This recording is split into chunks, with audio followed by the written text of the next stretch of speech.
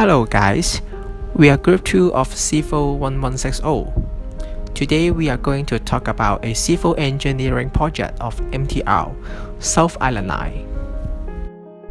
First of all, I would like to introduce the transportations in the Southern District. Before 28th of December in 2016, residents at the South mainly take bus, minibus, and drive car. And here are three main bus routes: to Ocean Park, to Layton, and to Wong Chuk Hang. Based on the traffic report from government, there are three major corridors escaping from the Southern District, which are Abadi Tunnel, Titan Road, and Port Footland Road. This table shows the volume capacity ratio of each corridor. You can see that Abadi Tunnel is the highest at AM and PM peak. The main reasons are most of the buses are planned to pass through the tunnel, and the amount of private cars increased terribly. That means there is serious traffic jam. This profoundly affects the punctuality of the workers living in the Southern District. Mr. Yuan, an interviewee living in Layton Estate, complains that he was late for his work many times due to the traffic jam, even though he went out earlier. And the most memorable time is he spent 2 hours on going to Samshapo. To deal with this problem, what is the solution? Here is the solution: to build South Island Line to connect up Leizhou and Hong Kong Island. Let's take a look of the overview of the South Island Line. The 7-kilometer long South Island Line travels from Admiralty to South Horizon, containing 5 stations.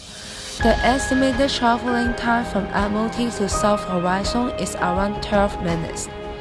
The whole project spends around 60.9 billion Hong Kong dollars, which is relatively cost efficient. There are several features of the South Island Line. To begin with, composing underground section and viaduct sections. Most lanes of the South Island Line are located underground, except for the section between Nanfeng and Up Leizhou. A viaduct is constructed between Up Leizhou and Wong Chuk Hang alongside the existing Up Leizhou Bridge. It is designed as a medium-capacity system to accommodate steep gradients and type horizontal curves along the corridor, and give more flexibility to the alignment design and station placement, introducing shorter platform and smaller station. I would also like to highlight that the train of the South Island Line is using fully automatic operation. This is the timeline of the whole construction progress. The project agreement and the investment agreement were signed in May 2011. The construction of Langfeng Tunnel began in late 2012 and was broken through in 2014.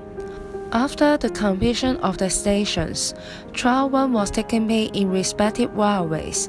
It soon began operation on the 28th of December in 2016.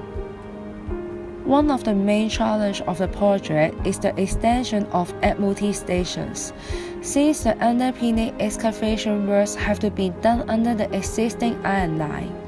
It is unexpected to use extra time and extra care on maintaining the safety of the railway structure and low impact on existing train service, causing the delayed opening of the South Island Line. Moreover, the workers need to work at constrained site conditions and busy stations, making it even more challenging to finish the extension of the Admiralty stations. Another challenge is the building of Langfeng Tunnel, since it passes through Wan Chai Gap Fault Zone and Magazine Gap Fault Zone, and there are soft materials within the rocks. The risk of collapse and the chance of water ingress into the tunnel are increased. Moreover, the excavation have to be done in single direction, causing the heavy traffic in and out the tunnel, making it difficult to deliver the materials. Drill and blast excavation works for Nanfeng Tunnel commenced in August 2012. As suggested earlier, construction of Nanfeng Tunnel was difficult due to the soft materials within the rocks and a higher chance of water ingress into the tunnel. Therefore, additional grouting and tunnel strengthening works were required.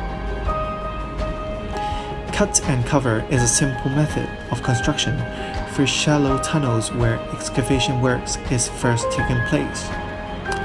With the help of sheet piles to prevent the collapsing of rocks and soils, which can clearly seen in a picture derived from Google Map, and then roofed over with an overhead support system, which in this case a green area, strong enough to carry the load about the tunnel, at the same time beautifying our environment.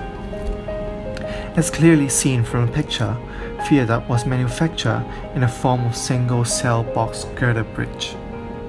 This not only allows a higher loading capacity that support the weight of the train and the passengers, but at the same time provide a stronger torsional strength that can withstand lateral and upward force of wind during the monsoon season.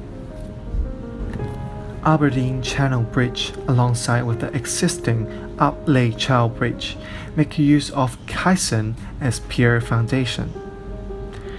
It is done by excavation and dredging of the seabed to derive support from deeper ground. Then, prefabricated hollow box is installed to empty the presence of water. Finally, concrete is poured in and let dry to provide a stronger compression capacity to withstand loads from the bridge. The South Island Line has so many benefits to Hong Kong. I will talk about the social aspects, economic aspects, and environmental aspects of them. For social aspects, it can alleviate traffic congestion problem. Before the completion of South Island Line, the traffic flow of Aberdeen Tunnel was about 4,300 sorties per hour, exceeding the saturation flow of 3,000 sorties per hour. Therefore, before the completion of South Island Line, the problem of traffic congestion was very serious. The new projects can alleviate the problem by attracting more people to travel on the MTR, reducing cars on the road. The South Island Line can also make the travel time shorter. Currently, it takes about 45 minutes to travel from South Horizons to Admiralty by road-based public transport, but it takes only about 12 minutes by MTR. The South Island Line can make the travel time much shorter. For economic aspects, it can generate new job opportunities. Construction of the new railway lines can generate some 5,000 new job opportunities for the construction and related industries.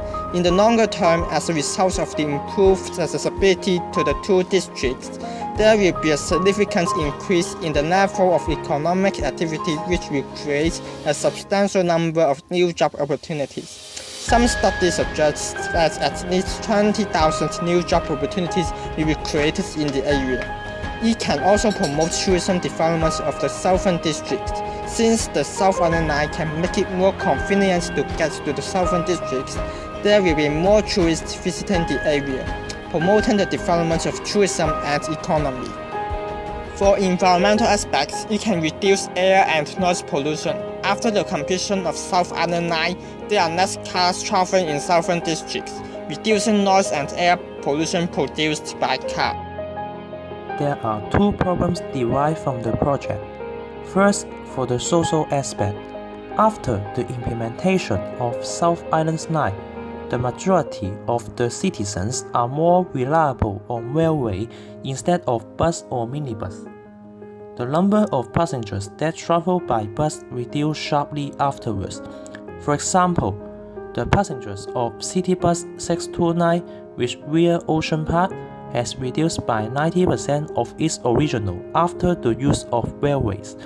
In order to prevent the misuse of transportation resources, the Transport Department of Hong Kong proposed a scheme of rearrangement of public transport services at different stages, which include the cancellation of bus routes that overlap with the railway routes and cut down the number of runs of the scheduled buses.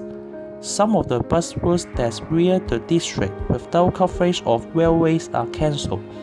For example, the bus routes that via Port Follem and Wharf are being cancelled. This will reduce the choices of public transport for the citizens and cause inconvenience. Here is the newest arrangement of the bus routes. It shows some of the bus routes are being cancelled. Reduction of frequency occur at most of the bus routes. For the economic aspect, firstly, as the rearrangement of public transport service, it reduced the number of bus and minibus routes. Therefore, it may affect the livelihood of the public transport drivers, especially the small-scale transportation company. They may face a huge loss from the reformation and reduce their income. Secondly, the property and rental price will become unaffordable generally, since the rental price of the real property along the railways increase gradually. The rental price increased double than the price. Some small business cannot afford such a high rental price and forced to close. Through a close partnership between the government and MTR Corporation, South Island Line has been contributed, and different difficulties and challenges are encountered at the implement stage of these projects.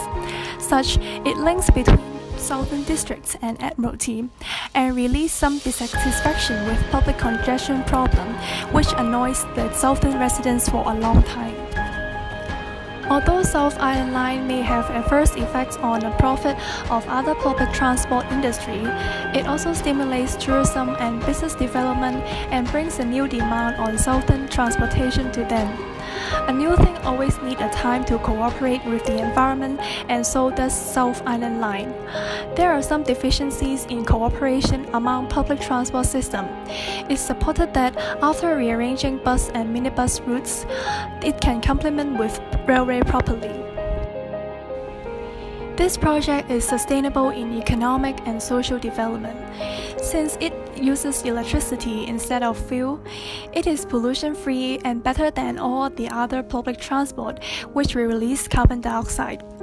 Also, its location and fully automatically operation system can minimize the construction of more roads and the usage of natural resources by removal of the driver's cabin.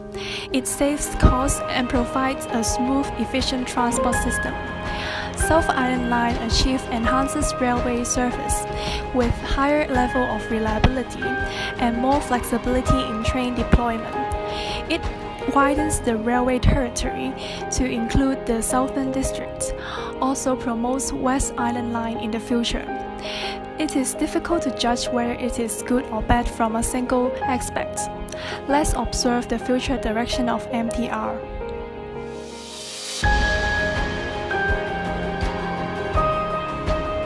That's the end of our video. Thank you for watching.